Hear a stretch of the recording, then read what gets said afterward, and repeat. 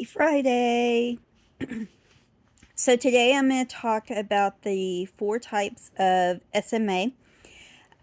Keep in mind, people may change categories over time with SMA treatments. So the first type, type 1, is considered non-sitters. And these are individuals who cannot sit on their own, so they have to have a lot of support, are functionally classified as non-sitters. Non-sitters are the most severe. This is type 1, affected by SMA. Individuals who are non-sitters have the earliest onset of symptoms, usually by 6 months old or younger, and the most likely um, to have fewer copies of the SMN2 gene. Um, Remember, SMN1 has to do with muscle function, and people with SMA have an SMN2. Some of them have more than one copy. And so, but those are not enough to keep people with SMA from getting weaker. Okay, so individuals with SMA type 1 who cannot sit may experience the following. And as I go through the symptoms, you'll notice that there are several that are across the board. And then there's a few differences. So fatigue is something that across the board, all types have trouble with this. Small chest, fast belly breathing, twitching tongue, spine curvature, sweating during sleep, decreased to no head control, weak cough, decreased movement of arms and legs, a quiet cry, breathing muscle weakness, difficulty speaking, difficulty feeding or swallowing. So a lot of type 1s they're on BiPAPs, ventilators for the breathing, and feeding tubes for because they have trouble feeding or swallowing. Constipation, weak bones that could break easily, and hip dislocation. So type 2, or sitters, are individuals who have the ability to sit upright and unsupported, are functionally classified as sitters. Some may require assistance getting into the seated position. Individuals with SMA who can sit without assistance but do not walk may experience, again, fatigue, decreased movement of arms and legs, twitchy tongue, sweaty during sleep, constipation, difficulty coughing, smaller chest, breathing muscle weakness, hip dislocation, weak bones that could break easily. Like I said, several of these are repeated. Spine curvature, use of a manual or motorized wheelchair, difficulty in eating enough food by mouth to maintain weight and growth. What that means is they get tired when chewing. So, because of the muscle weakness in their face and neck, they they just get tired when they're eating. Um, Sometimes they can't lift their arms, so or they have difficulty lifting their arms. So that could be why another reason why they might get fatigued or tired. Um, so some of these individuals also have to have a feeding tube to supplement what they are not getting uh, through normal eating habits or through chewing and swallowing. So, type 3, as I have mentioned before, this is the type that I was diagnosed with.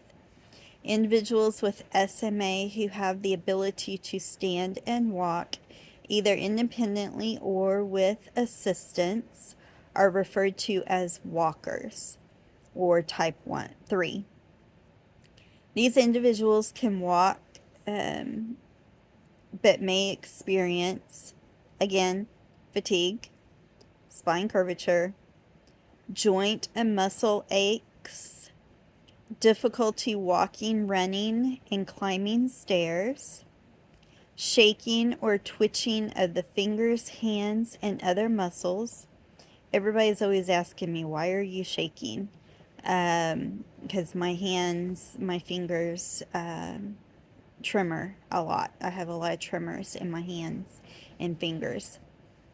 Weak bones that could break easily. Weakness of breathing muscles during illness or associated with anesthesia. So I'm going to pause there because this is the type I have the most experience with. Fatigue has been an issue. Um, I sleep a lot. Sometimes I'll sleep for 12 hours and get up, get around 2 hours later, I'm dozing off again. That's not my normal. It was for a while which is why I had to stop working. But that fatigue uh, it's not as common as it used to be. And part of that is because I'm getting plenty of sleep. And where when I was working, I wasn't getting the amount that I needed. So I was always trying, my body was always trying to catch up. Um, as those of you that know me know, I'm in a wheelchair now. But for 36, 38 years of my life, um, walking long distances was difficult. Climbing stairs and running was always difficult. But I did it. I could do it. It just took more time than someone my age. Um, I've always had this shaking and twitching. One thing it doesn't mention here is falling. I fell all the time. It was unusual for me to go at least one day without falling. And sometimes it would be more than once a day. And that's part of the fatigue, but it's also part of those neurons not getting those messages to my muscles. Um, the best way I could describe the way my body worked at one time, as far as walking, um, would kind of be like those early cell phones. You know, you'd have a really strong signal, and then all of a sudden your call would be disconnected. That's kind of the way it was. I would be walking along, doing my thing, talking, or just going along, and then next thing I know, I'm on the ground. And so whether was it fatigue of the muscles, or was it just that message did kind of skipped a beat there of, right left, mm, those were the two reasons why I fell all the time.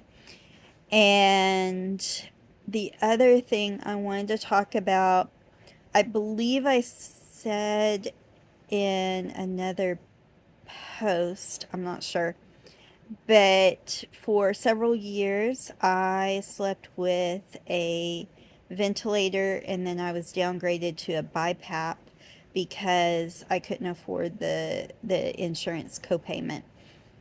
And so last September, um, I stopped sleeping with it, and I haven't had any issues. I haven't had any problems. Um, I was, even with the BiPAP, I would wake up gasping for air, coughing, and when I stopped using the BiPAP, I didn't have those issues. So, in the beginning, it was because I wasn't able to breathe efficiently when I was laying down, but more recently, it was more the BiPAP that was actually causing me to gasp and cough and wake up in the middle of the night. My mouth would be dry. So it kind of flipped. Uh, in the beginning, the BiPAP was helping me, and then at the end, it was actually hindering me from getting a good night's sleep. So, the last thing I wanted to mention was weakness of the breathing muscles associated with anesthesia. So, SMA is a slow progression of weakness. I pretty much, from the time I was 8 until I was 18, I really had improvement. Even in college, there was significant difference between what I could do, and as far as walking, climbing stairs, what have you, between college and when I was 8. Then once I started teaching, it kind of plateaued.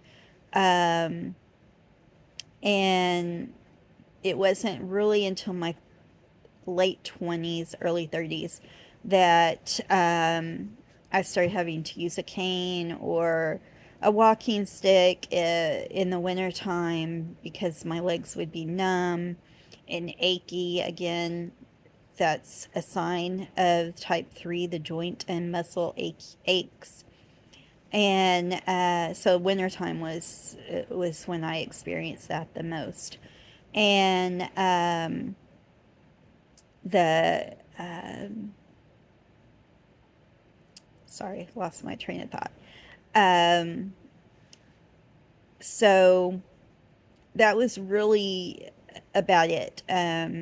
Climbing stairs did get more difficult, and I was walking shorter distances. Um, and let's see, I guess that's kind of basically what I started experiencing in my late 20s and 30s.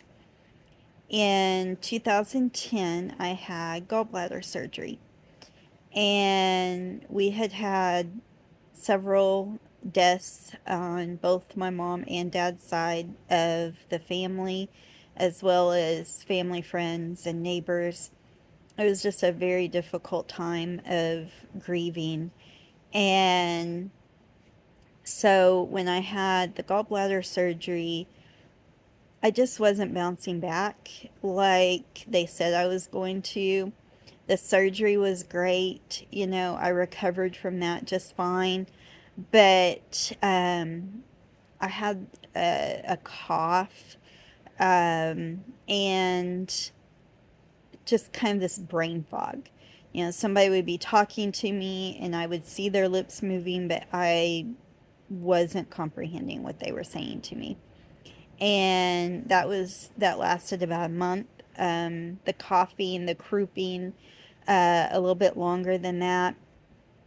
But something just didn't feel right. Something had changed in my body. I could not put my finger on it. And it wasn't until a few years ago that I thought, this this really started when I had that surgery. Basically, I went, and those of you that know me, I went from no modifications whatsoever.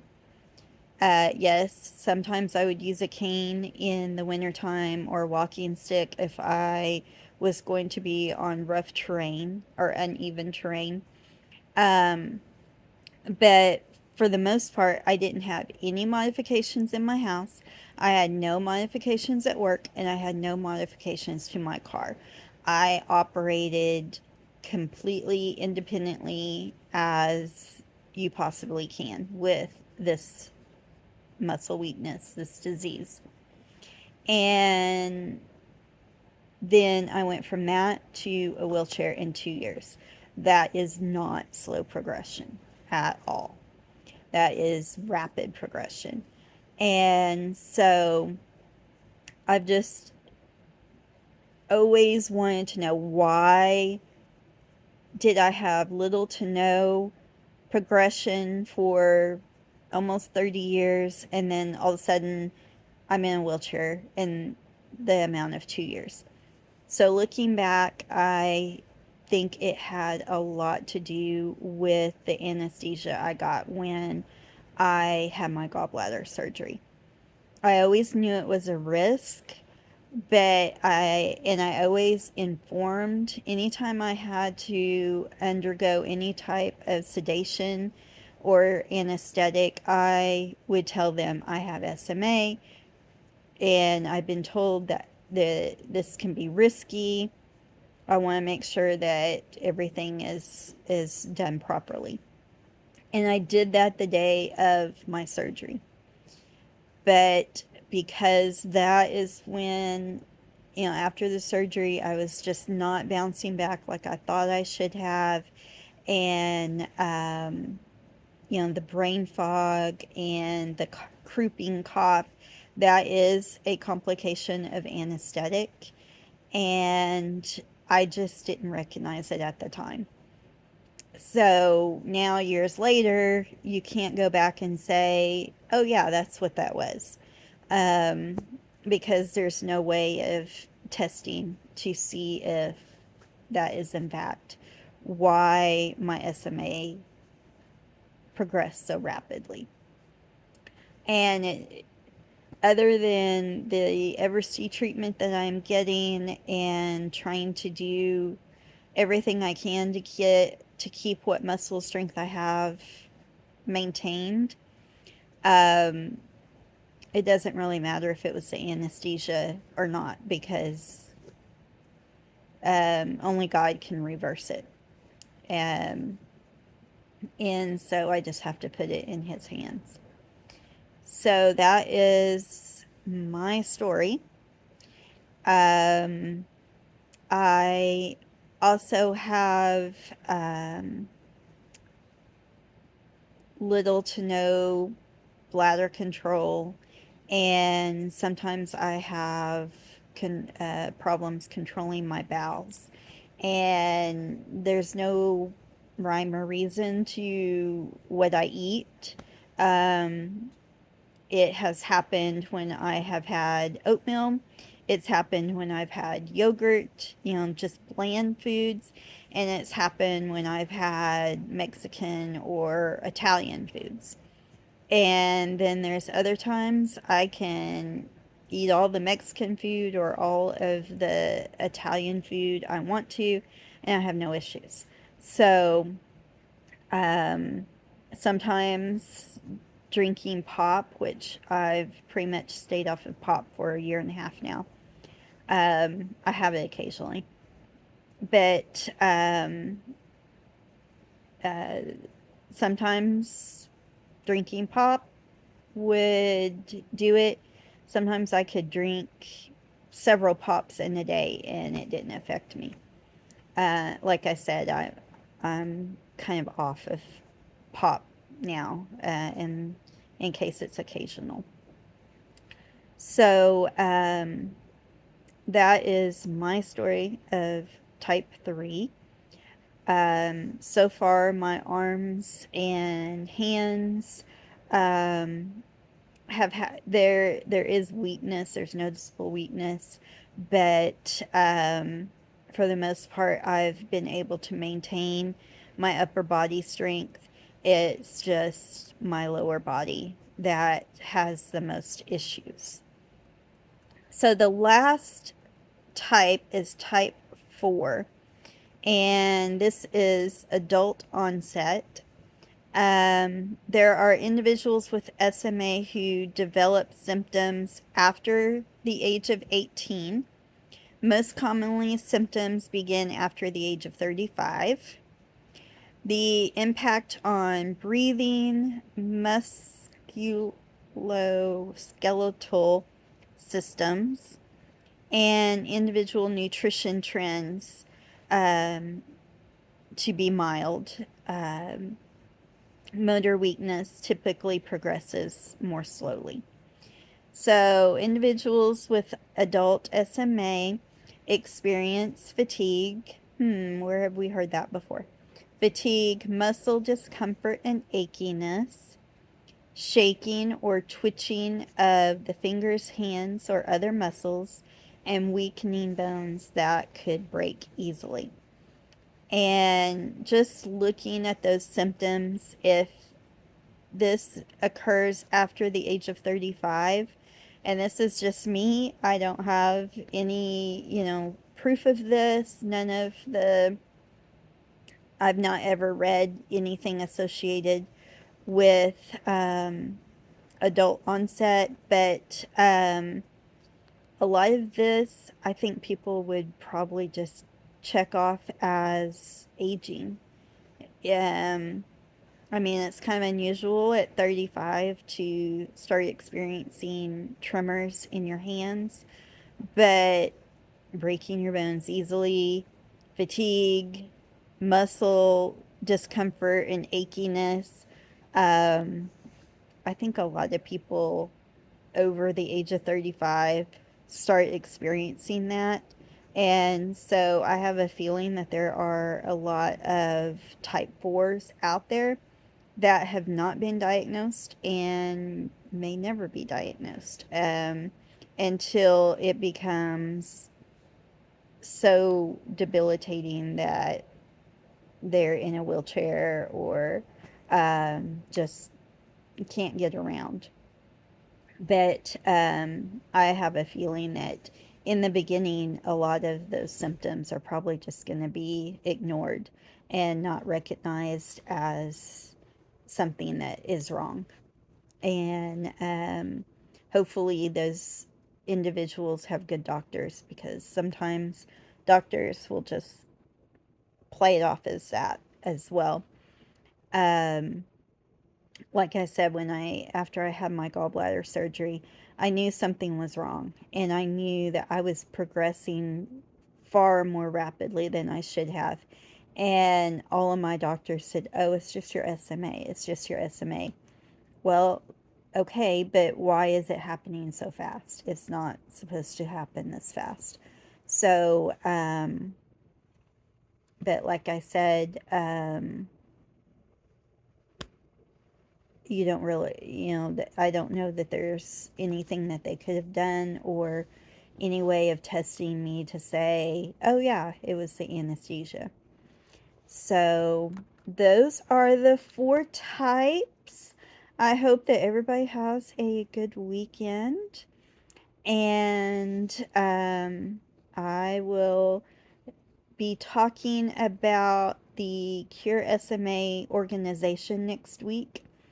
And there's just so many um, areas that they work in. And so I'll be talking about them next week. And then the week after, I think I'm going to talk about the 3 different treatments available and the new research that's going on. There's some really cool stuff going on in the research right now. Some of it is just beginning, some of it is close to getting FDA approval. And so, exciting things to come in the SMA world. Talk to you later. Bye.